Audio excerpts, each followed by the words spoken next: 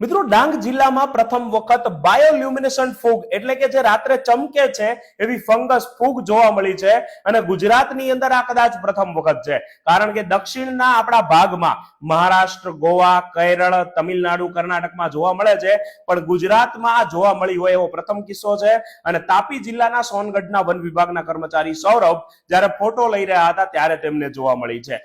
આ ફૂગ જે છે એ માઇસેના ક્લોરોફોસ તરીકે ઓળખવામાં આવે છે, જેને 1860માં સૌપ્રથમ વખત વર્ણવવામાં આવી હતી. તે ભારત ઉપરાંત જાપાન, તાઇવાન, ઇન્ડોનેશિયા, શ્રીલંકા સહિત ઉષ્ણકટિબંધીય એશિયામાં, ઓસ્ટ્રેલિયા અને બ્રાઝિલમાં પણ જોવા મળે છે. હવે બાયોલ્યુમિનેશન શું છે આપણે એની વાત કરીએ તો જીવંત જીવોની અંદર પ્રકાશ ઉત્પન્ન કરવાની કે ઉત્સર્જિત કરવાની જે ક્ષમતા છે એને બાયોલ્યુમિનેશન્સ કહેવામાં આવે છે. જે બાયોકેમિકલ પ્રતિક્રિયા દ્વારા થાય છે. લ્યુસિફેરસ નામનો ઉત્સેચક, લ્યુસિફેરન નામનો પ્રકાશ ઉત્સર્જક ઓક્સિજન સાથે પ્રતિક્રિયા કરે છે ત્યારે આ પ્રતિક્રિયામાંથી ઉર્જા ઉત્પન્ન થાય છે, જે ચમકતા પ્રકાશના સ્વરૂપમાં બદલાઈ જાય છે અને વાદળી અથવા લીલા રંગમાં પરિવર્તિત થાય છે.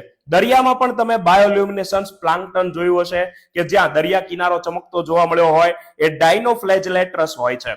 જમીન ઉપર તમે જે ઉડતા જોવો છો જેની અંદર આપણે આગિયા કહીએ છીએ એ ફાયરફ્લાય અને ગ્લોવોમર્સ ની અંદર પણ આવી પ્રકાશને ચમકાવવાની ક્ષમતા હોય છે અને આ ફૂગ જેને માઇસેના કહેવામાં આવે છે. તો આ બાયોલ્યુમિનેશન્સ આ બધા જીવોની અંદર એમના અસ્તિત્વમાં અને વર્તનમાં મહત્વપૂર્ણ ભૂમિકા ભજવે છે.